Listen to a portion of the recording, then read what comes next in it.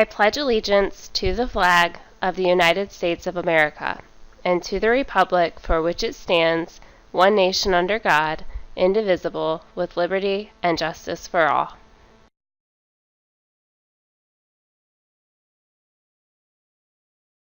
Today is Monday, September 18th. I'm Taylor. And I'm Cole. 8th grade students interested in going on the Washington, D.C. trip should join the Google Classroom page. Use code Y9Y5PG. There will be announcements and assignments specific to the trip. Join now. Attention to any 7th grade student interested in raising money for your DC trip next year. Stop in front of the office to pick up a Yankee Candle order form. All money raised this year will help pay for your next year. Orders are due to Mrs. Diaz in front of the office by September 20. Any 8th grade students interested in going on the Washington, D.C. trip in May that was unable to attend the meeting on Wednesday, please stop by the front office for an informational packet. The packet contains details on how to register with the travel company. Registration must be done by October 20th. See Ms. Diaz with questions. Attention to any student participating in the Yankee Candle catalog sale. All money and order forms are due to Mrs. Diaz in front of the office this Wednesday on September 20th. Today is Constitution Day. Here is a short video to help us celebrate.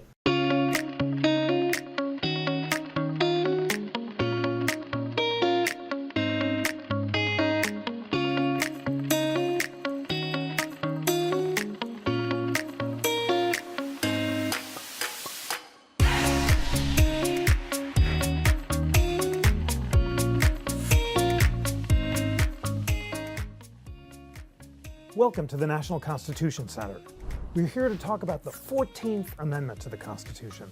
It's one of the crown jewels of our constitutional history, and if Thomas Jefferson in the Declaration of Independence promised that all men are created equal, it took the 14th Amendment, after the bloodiest war in American history, to make that promise a reality.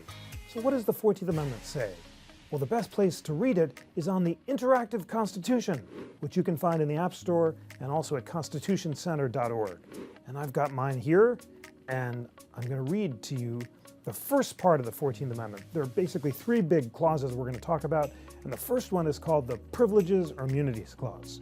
No state shall make or enforce any law which shall abridge the privileges or immunities of citizens of the United States.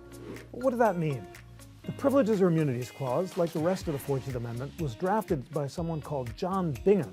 He was an Ohio congressman, and for him the Privileges or Immunities Clause was one of the most important parts because it ensured that no state could abridge the fundamental rights of American citizenship. The original Bill of Rights applies only to Congress. It says Congress shall make no law abridging freedom of speech. What are the privileges or immunities of citizenship that states can't abridge?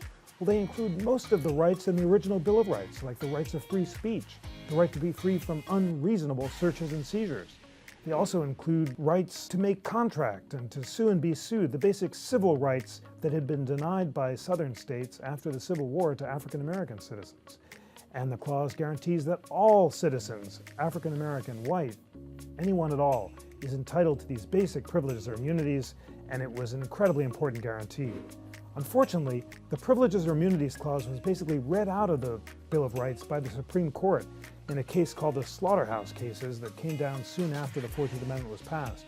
Because of that, it took another clause of the 14th Amendment, known as the Due Process Clause, to incorporate the Bill of Rights against the states, a process that took almost 100 years. So let's talk next about the Due Process Clause. What does that say? Nor shall any state deprive any person of life, liberty, or property without due process of law. Well, that's hugely important and interesting in a bunch of ways. First of all, it applies to all persons, not just citizens. Persons include citizens and aliens alike. So these are basic rights that have to go to all people, whether or not they're citizens of the United States. The Supreme Court has interpreted that clause to mean that there are certain rights or liberties that are so fundamental that they can't be deprived of any person without extremely good reasons, even with a trial or with due process. What are these rights and liberties? Well, they include some of those rights in the original Bill of Rights that John Bingham had wanted to bind the states through the Privileges and Immunities Clause. But they also include some rights that actually aren't written down in the original Constitution. The Supreme Court has recognized that some of those rights include basic rights of contract. During the Progressive Era, in a case called the Lochner case, the court said that the rights of contract are so fundamental that they can't be deprived under the Due Process Clause. And they also include rights of reproductive autonomy. The famous case Roe v. Wade in 1973 said that the rights of reproductive choice are so fundamental that they can't be deprived under the Due Process Clause. Now, this idea that there are certain rights that aren't written down in the Constitution, but are nevertheless protected by the Due Process Clause, is known as substantive due process. It's a funny technical term, but it basically means these substantive liberties are so important that they can't be deprived except with very good reasons. This doctrine of substantive due process is controversial. Some people say judges should only enforce rights that are actually written down in the original Constitution. Others disagree. And I want you to learn about this debate by reading these cases like the Lochner case and Roe v. Wade. Read the majority opinions, read the dissents, and make up your own mind. There's a final clause of the 14th Amendment known as the Equal Protection Clause. So let's read that one. It says, "No state shall deny to any person within its jurisdiction the equal protection of the laws." At the time after the Civil War, it meant that there are certain basic civil rights that had to be extended to all persons, white and black, citizens and aliens alike. And yet, right after the 14th Amendment was passed, the Supreme Court held that it was okay for the states to enforce separate but equal railway cars and to force African American people to ride separately from white people when they took the train.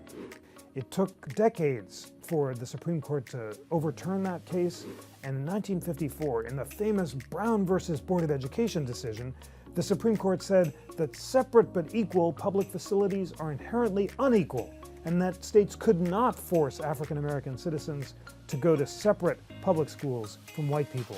Separating people on the basis of race, the court recognized, can create feelings of inferiority and can stigmatize and degrade African Americans in ways that are inconsistent with the promise of the 14th Amendment that any legislation that signaled that one group was inferior to another was inherently unequal.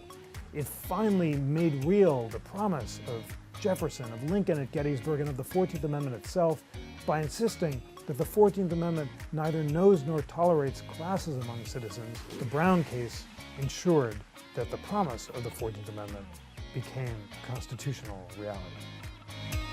Happy birthday! Happy birthday today to Layla Jones. Today's lunch. Today's lunch choices are chicken drumsticks or cheeseburger. Yummy. Tomorrow's lunch choices are Bosco sticks or burrito with meat and cheese sauce. Have a good day. Yeah.